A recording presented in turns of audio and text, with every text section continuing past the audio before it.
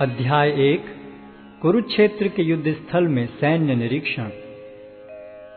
धृतराष्ट्र ने कहा, हे संजय, धर्मभूमि कुरुक्षेत्र में युद्ध की इच्छा से एकत्र हुए मेरे तथा पांडु के पुत्रों ने क्या किया?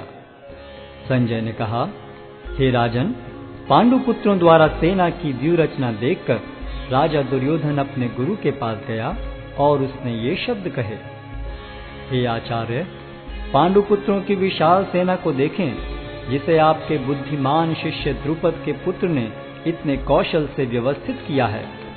इस सेना में भीम तथा अर्जुन के समान युद्ध करने वाले अनेक वीर धनुर्धर हैं, यथा महारथी युयुधान, विराट तथा द्रुपद।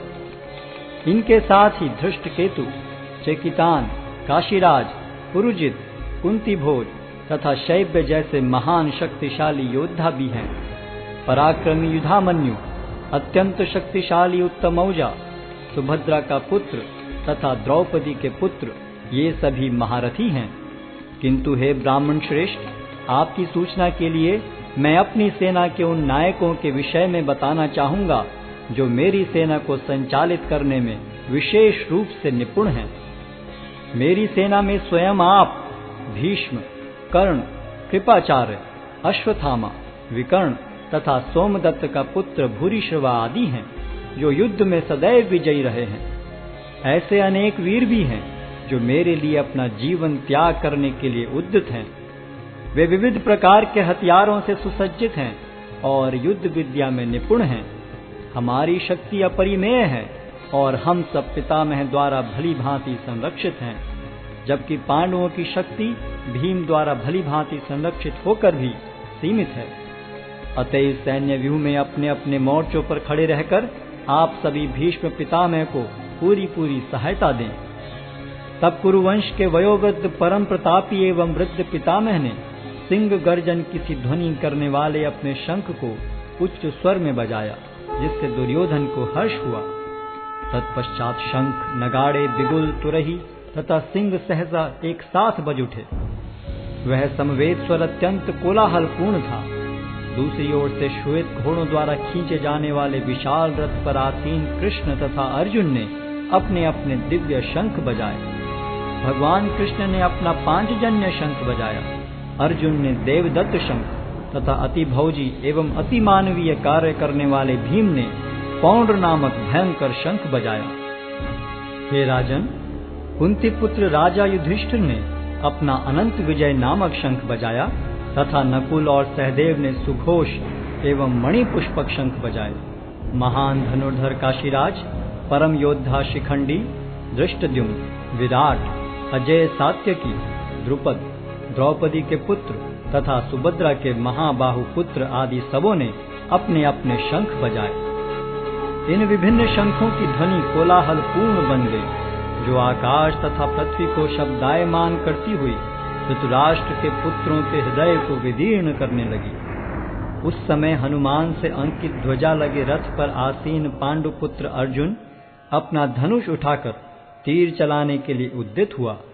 हे राजन, धृतराष्ट्र के पुत्रों को व्यूह में खड़ा देखकर अर्जुन ने श्री कृष्ण से ये वचन कहे। अर्जुन ने कहा, हे अच्युत, कृपा करके मेरा रथ दोनों सेनाओं के बीच ले चलें, जिससे मैं यहाँ उपस्थित युद्ध की अभिलाषा रखने वालों को और शस्त्रों की इस महान परीक्षा में जिनसे मुझे संघर्ष करना है उन्हें देख सकूं। मुझे उन लोगों को देखने दीजिए जो यहाँ पर धृतराष्ट्र के दुर्बुद्धि पुत्र दुर्योधन को प्रसन्न करने की इच्छा से लड़ने के लिए आए हुए हैं। संजय ने कहा, हे भरतवंशी, अर्जुन द्वारा इस प्रकार संबोधित किए जाने पर भगवान कृष्ण ने दोनों दलों के बीच में उस उत्तम रथ को लाकर खड़ा कर दिया।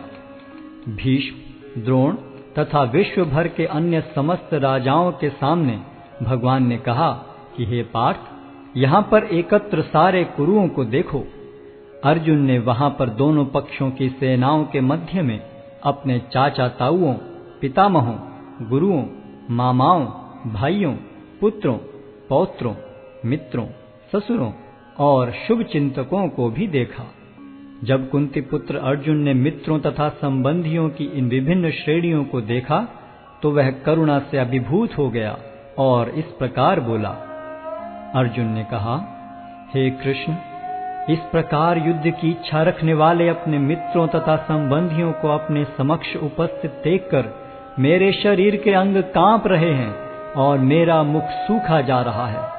मेरा सारा शरीर कांप रहा है, मेरे रोंगटे खड़े हो रहे हैं, मेरा गांडी धनुष मेरे हाथ से सरक रहा है और मेरी त्वचा जल रही है। मैं यहाँ अब और अधिक खड़ा रहने में असमर्थ हूँ। मैं अपने को भूल रहा हूँ और मेरा सिर चकरा रहा है। हे कृष्ण, मुझे तो केवल अमंगल के कारण दिख रहे हैं। हे कृष्ण, इस युद्ध में अपने ही स्वजनों का वध करने से न तो मुझे कोई अच्छाई दिखती है और न मैं उससे किसी प्रकार की विजय, राज्य या सुख की इच्छा रखता हूँ। हे गोविंद, हमें राज्य, सुख अथवा इस जीवन से क्या लाभ, क्योंकि जिन सारे लोगों के लिए हम उन्हें चाहते हैं वे ही इस युद्ध भूमि में खड़े हैं।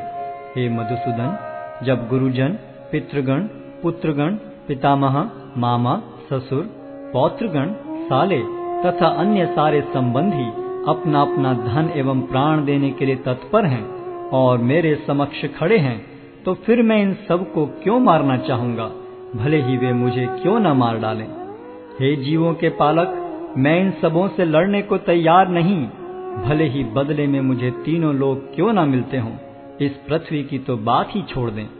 भला धृतराष्ट्र के पुत्रों को मारकर हमें कौन सी प्रसन्नता मिलेगी। यदि हम ऐसे आतताइयों का वध करते हैं तो हम पर पाप चढ़ेगा। अतः यह उचित नहीं होगा कि हम धृतराष्ट्र के पुत्रों तथा उनके मित्रों का वध करें। हे लक्ष्मीपति कृष्ण, इससे हमें क्या लाभ होगा और अपने ही कुटुंबियों को मारकर हम किस प्रकार सुखी हो सकते हैं।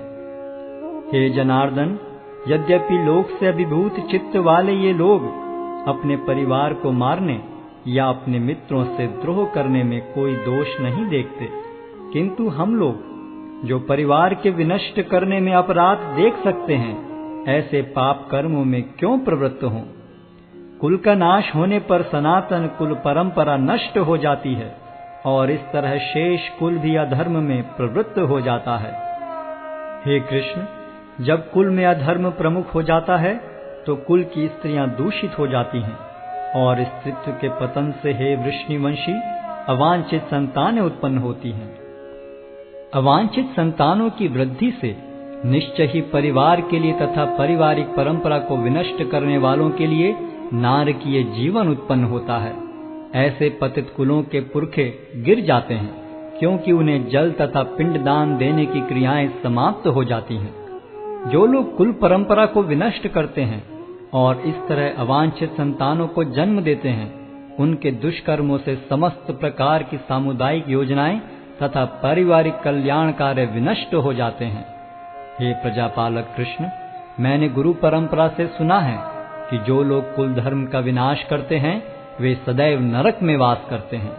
ओहो, कितने आश्चर्य की बात है कि हम सब जघन्य पाप कर्म करने के लिए उद्यत हो रहे हैं।